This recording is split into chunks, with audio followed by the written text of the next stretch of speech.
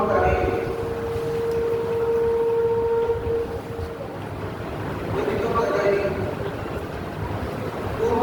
আমাদের সন্তান সর্বপ্রথম মুখে খাবার খায়, ওই দিনটাও পর্যন্ত আমরা কোনো না কোনো ডায়েরিতে লিখে রাখি না। কোন দিন সর্বপ্রথম কথা বলতে শুরু করে সেই দিনটাও ডায়েরিতে লিখে রাখি। কোন দিন সর্বপ্রথম ভাবতে শুরু করে সেটাও আমরা নজরে রাখি, কারণ এটা আমাদের কাছে একটা ঐতিহ্য হতে পারে। আমার সন্তান অমুক দিন সর্বপ্রথম খানা খেয়েছে, আমার সন্তান অমুক দিন সর্বপ্রথম মোটামুটি হাঁটা শিখছে, আমার সন্তান অমুক দিন বসা শিখছে, আমার সন্তান অমুক দিন এই কাজ করছে ওই কাজ করছে। এরকম একটা আমরা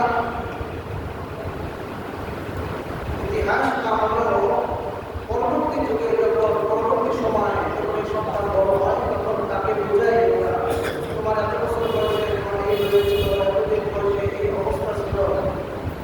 যখন বোঝে তখন সেটা তার বিশ্বাস করতে চায় না, সম্ভব।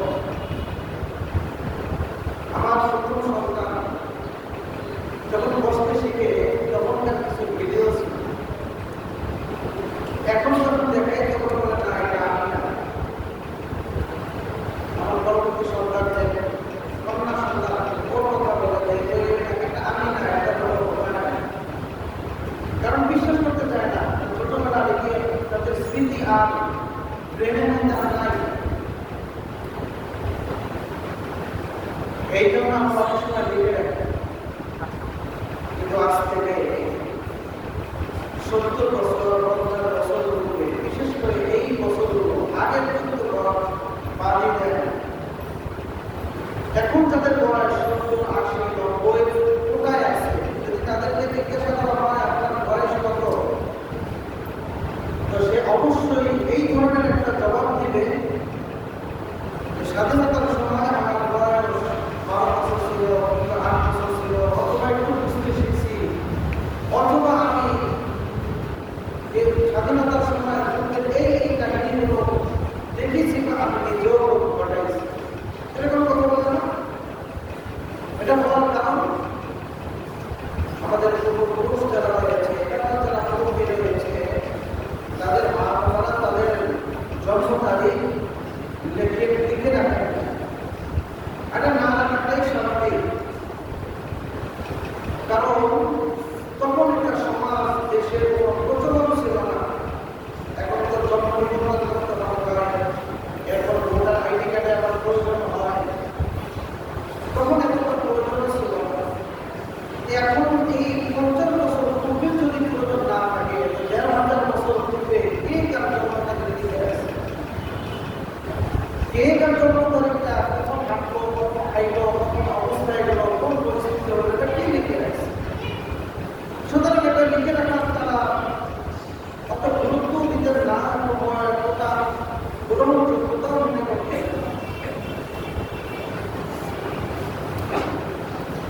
আরেকটা ইখতিলাফ হওয়ার কারণ, মতানৈক্য হওয়ার কারণ, রাসূল সাল্লাল্লাহু আলাইহি ওয়াসাল্লাম যখন সর্বপ্রথম পৃথিবীতে আগমন করেন, তখনকার জমানায় কোনো সাহাবী ছিল নাকি? রাসূলের কোনো অনুসারী ছিল না, রাসূলের কোনো সাহাবী ছিল না। তখন রাসূলের জন্ম তারিখ এগুলো কে লিখে আছে? এখানে ইখতিলাফ হওয়ার কারণ হতে পারে। তবে নির্ভরযোগ্য তথ্য অনুযায়ী পাওয়া যায় রাসূল সাল্লাল্লাহু আলাইহি ওয়াসাল্লামের জন্ম যেই দিন হয়েছিল, ওই দিনটা খুব সম্ভব 8ই রবিউল আউয়াল হয়েছিল। আর আজ থেকে যদি আমরা হিসাব গণনা করতে যাই, 12ই রবিউল আউয়াল কিন্তু সোমবার ছিল না। আজকে 12ই রবিউল আউয়াল সোমবার না, এরকম ওই দিনটাও কিন্তু সোমবার ছিল না, কিন্তু বার ঠিক আছে। যেই দিন জন্মগ্রহণ করেন ওই দিনটা ছিল সোমবার। তো দেখেন রাসূল সাল্লাল্লাহু আলাইহি ওয়াসাল্লাম যেই দিন পৃথিবীতে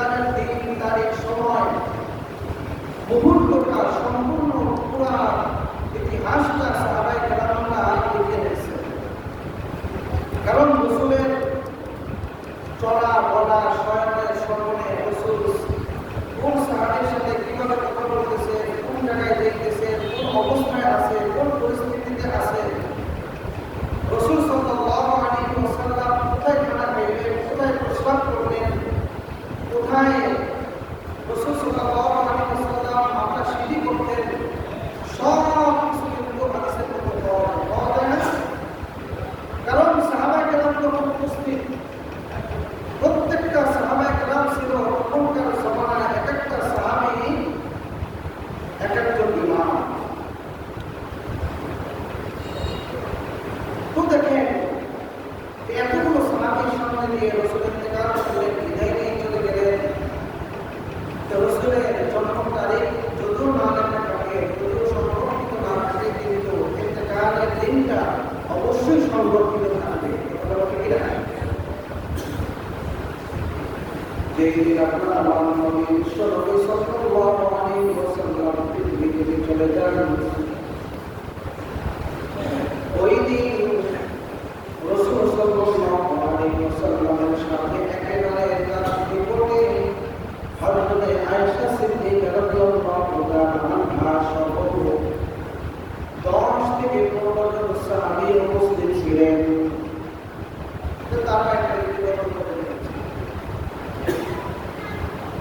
রাসূল সাল্লাল্লাহু আলাইহি ওয়াসাল্লামের যেই পরিবারে জন্মগ্রহণ করে, এই পরিবারটা হলো পৃথিবীর বুকে সবথেকে শ্রেষ্ঠতম একটা বংশ, শ্রেষ্ঠতম একটা গোত্র।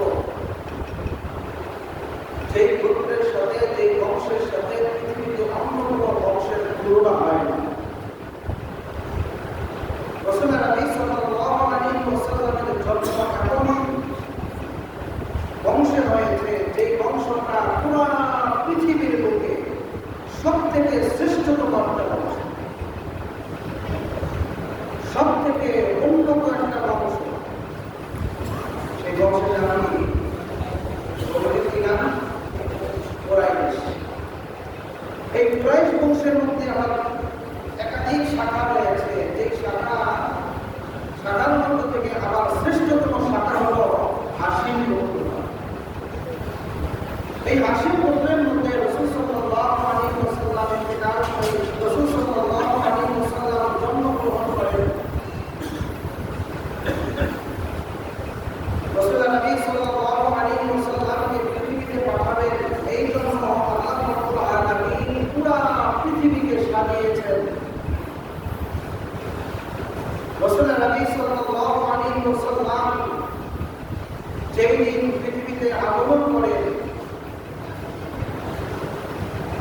এই আগমন করার দিন আল্লাহ রাসূল সাল্লাল্লাহু আলাইহি ওয়াসাল্লামের আগমনের বার্তা আমিনাকে আগে থেকেই ফেরেশতারা তাকে সুসংবাদ দিতে লাগলো যে তোমার কাছে এমন একজন ব্যক্তি আসবে, যে ব্যক্তিটা পুরো পৃথিবীর ইমাম হবে। এমন একজন ব্যক্তি আসবে, যে ব্যক্তিটা, যে মানুষটা সমস্ত নবীদের সর্দার হবে। এমন একজন ব্যক্তি আসতেছে, যে মানুষটা, যে ব্যক্তি আসমান জমিনের মধ্যে তার মতো এত উন্নত, এত শ্রেষ্ঠতম অন্য কোনো ব্যক্তি আর হতে পারে না। সুবহানাল্লাহ।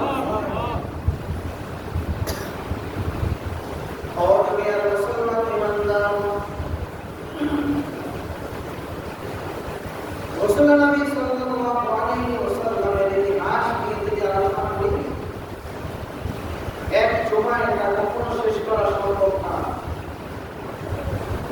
এবং আরেকটা বিষয় আমরা জেনে নিই, কোনো মানুষের যদি ইতিহাস লিখতে যায়, কোনো মানুষের যদি জীবন গঠিত করার মতো হয়, তো সেখানে দুইটা ধাপ থাকে, দুইটা বিষয় থাকে। একটা হলো তার জন্মের পরিস্থিতি, জন্মের অবস্থা, কত তারিখ সে জন্মগ্রহণ করছে, এটা ইতিহাসের মধ্যে লেখা হয়। এবং যেই দিন সে পড়ালেখা শুরু করে কোন পর্যন্ত সে ডিগ্রি অর্জন করছে, এটাও তার ইতিহাস। যখন জীবন গঠিত করে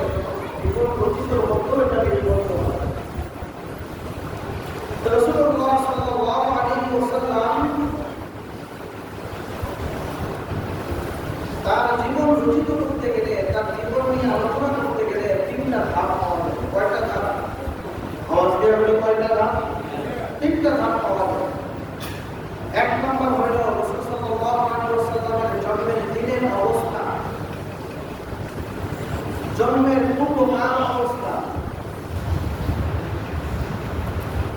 এটার দ্বারা যেই দিন জন্মগ্রহণ করেছেন, জন্মটাকেই বলা হয় মিলাদ। রাসূল সাল্লাল্লাহু আলাইহি ওয়াসাল্লামের শ্রেষ্ঠতম দুইটা দিক, একটা হলো মিলাদুন নবী আর একটা হলো সিরাতুন নবী। তো কোনো মানুষের যদি মিলাদুন নবী নিয়ে জন্মগ্রহণ আলোচনা করা হয়, তো শুধু তার জন্ম নিয়ে আলোচনা করা হয়। মিলাদুন নবী শব্দের অর্থ রাসূলের জন্ম। এখন মিলাদুন নবী পালন করার অবস্থা, পালন করার বিষয় না, এটা একটা আলোচনার বিষয়। এই আলোচনার মাধ্যমে রাসূল সাল্লাল্লাহু আলাইহি ওয়াসাল্লামের প্রতি আলোচনা করার দ্বারা আগ্রহ জন্মায়, ভালোবাসা জন্মায়।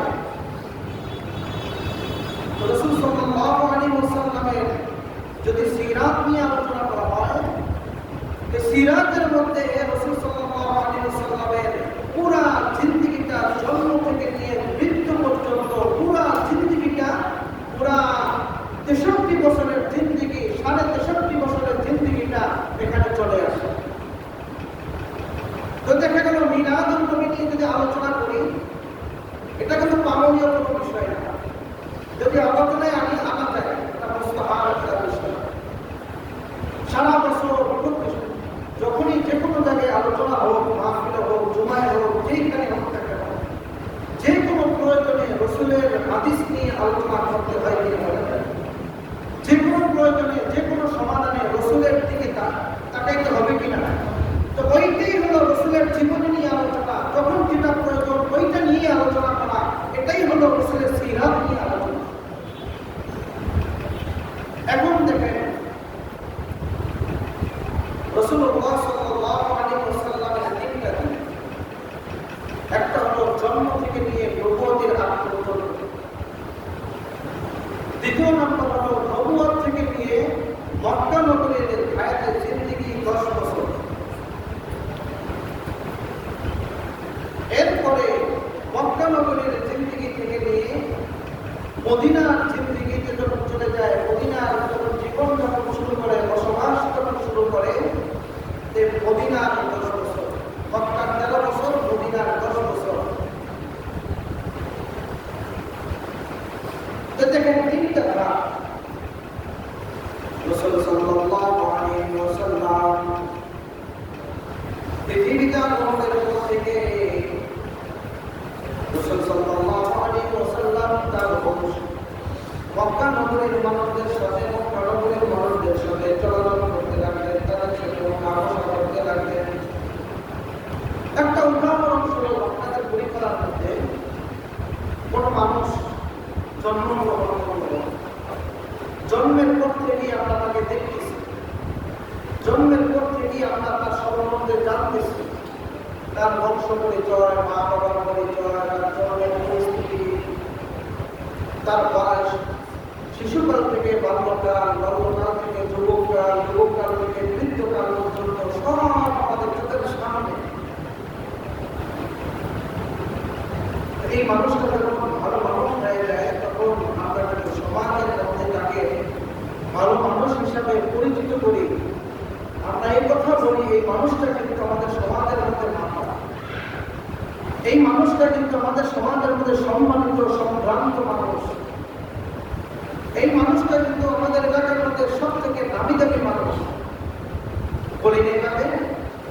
ঠিক তেমনি ভাবে রাসূল সাল্লাল্লাহু আলাইহি ওয়াসাল্লামের জন্ম থেকে নিয়ে সম্পূর্ণ তার বাপ, চাচা, আত্মীয় স্বজনদের মাঝে লালিত পালিত হতে লাগলেন। তারাও তার রাসূলকে দেখতেছে, রাসূলের আখলাক দেখতেছে, রাসূলের চলন বলন সবকিছু দেখতেছে। একবার রাসূল সাল্লাল্লাহু আলাইহি ওয়াসাল্লাম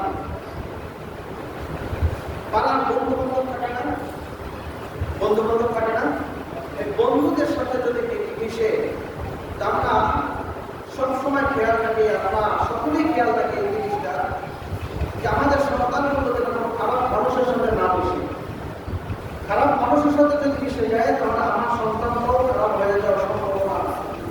তো আমরা তাকে সবসময় বুঝাইতে থাকি, যে ভালো মানুষের সাথে চললে ভালো হওয়া যাবে, সম্ভ্রান্ত লোকদের সাথে চলবে তুমিও সম্ভ্রান্ত হতে পারে, শিক্ষিত লোকের সাথে চলবে তুমিও শিক্ষিত হতে পারবে, দামি লোকদের সাথে চলাচল করবে তুমিও দামি হতে পারবে।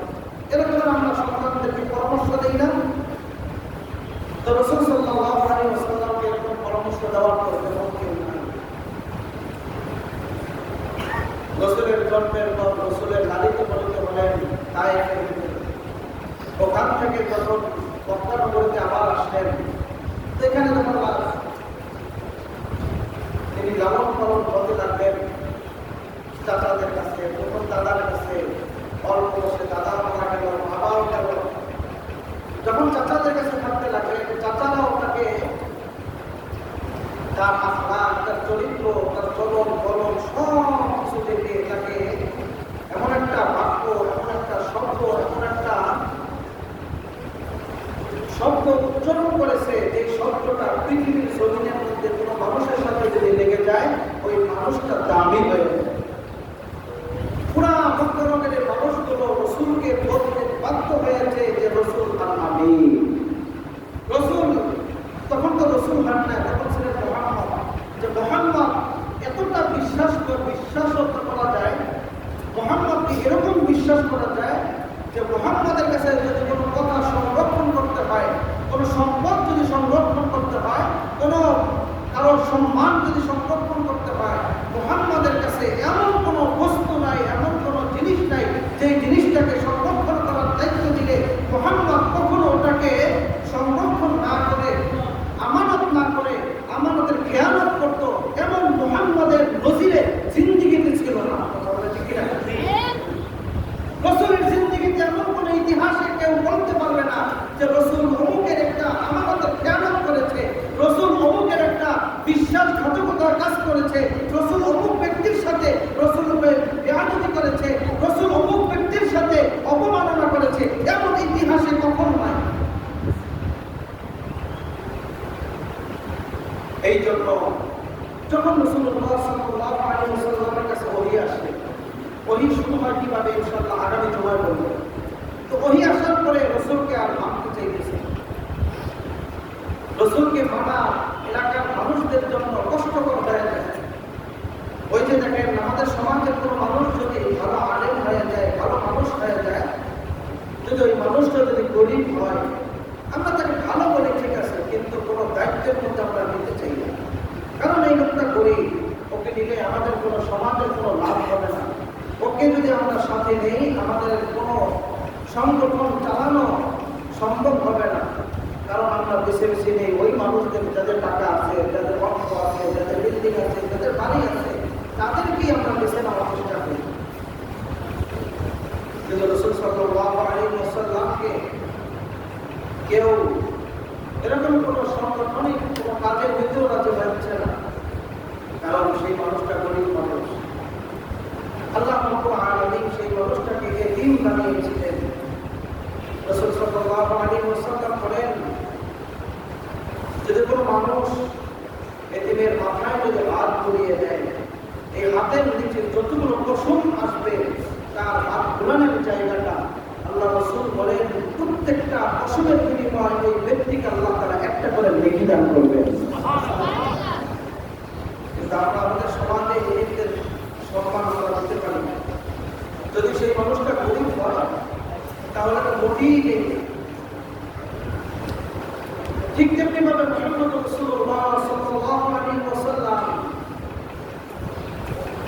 যখন তাদেরকে দাওয়াত দেওয়া শুরু করলেন, ইসলামের দাওয়াত দেওয়া শুরু করলেন, তখন তারা মানতে রাজি না, বলতেছে এটা মুহাম্মদের বেটা, ওর জন্ম থেকে সব জানি, খুশি সব চিনি, কয়জন চাচা, সব ওর বাপের অবস্থা কি, ওর দাদার অবস্থা কি, সব আমরা জানি। ও আমাদের মধ্য থেকে হঠাৎ করে এসে বলতেছে আমি নবী, এটা কিভাবে সম্ভব? স্বাভাবিকভাবে এটা না মানানোর সম্ভব, না মানানোর কথা। আমাদের মধ্য থেকে যদি কোনো মানুষ যদি হঠাৎ করে বলে ফেলে যে আমি নবী, আপনারা মানবেন? কি বলেন, মানবেন? তখনই মানুষ চাবে যে প্রমাণ দাও, বলে দাও, আমি যে নবী এর প্রমাণ। রাসূলের কাছে এরকম প্রমাণ চেয়েছে, প্রত্যেকটা প্রমাণ রাসূল নিজে নিজে দিয়েছে। এমন ইতিহাসের মধ্যে পাওয়া যায় রাসূলের কাছে মক্কার কাফেররা বলতেছে তুমি যে নবী এর প্রমাণ দাও।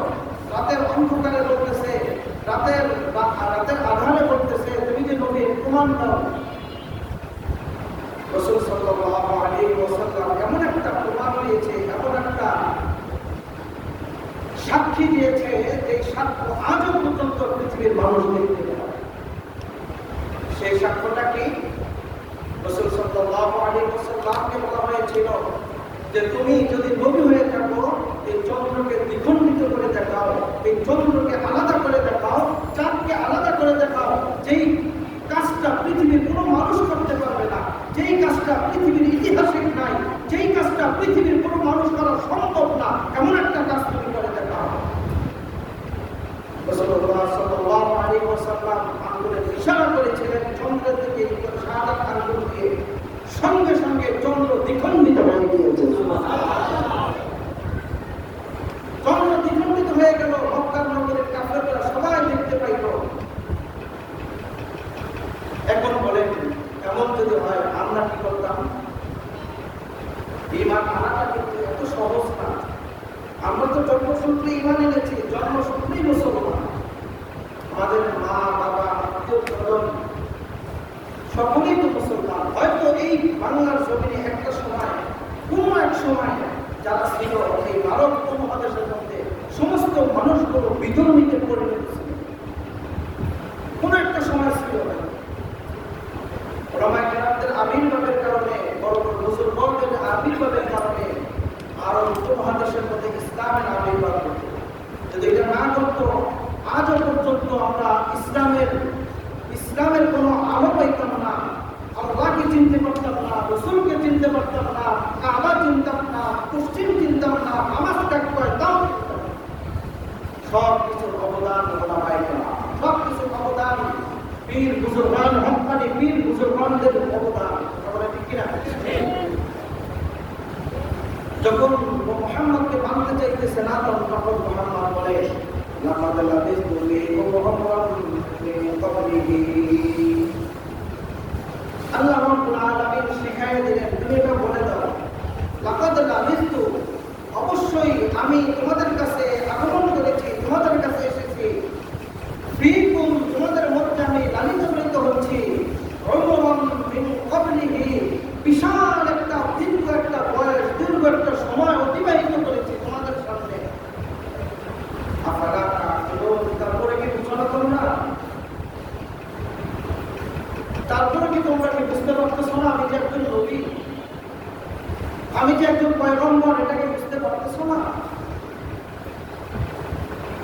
অন্য আয়াতের মধ্যে আল্লাহ তাআলা নবীর সম্পর্কে, নবীর চরিত্র নিয়ে কথা বলে বলতেছেন, লাকাদ কানা লাকুম ফী রাসূলিল্লাহি উসওয়াতুন হাসানাহ। পৃথিবীর মধ্যে যত মানুষ আসবে, যত মানুষ এসেছিল, যত মানুষ বর্তমানে আছে, সব মানুষদের মধ্য থেকে সব থেকে সুন্দর, উল্লেখযোগ্য, আখলাকওয়ালা, চরিত্রওয়ালা সেই মানুষটার নাম কি? আওয়াজ দেবে, সেই মানুষটার নাম কি? মুহাম্মদুর রাসূলুল্লাহ সাল্লাল্লাহু আলাইহি ওয়াসাল্লাম। আল্লাহ রাব্বুল আলামিন বলেন, লাকাদ কানা লাকুম, তোমাদের মধ্যে, তোমাদের জন্য, তোমাদের প্রত্যেকটা মানুষদের জন্য, কারো না কারো আদর্শ বেছে নিতে হয়, কারো না কাউকে ফলো করতে হয়, কাউকে না কাউকে ফলোয়ার বানাইতে হয়। তুমি কাকে বানাইবা এটা তুমি নিজেই বিবেচনা করো, কিন্তু আমি আল্লাহ কোরআনের মধ্যে বলে দিলাম, লাকাদ কানা লাকুম ফী রাসূলিল্লাহি উসওয়াতুন হাসানাহ।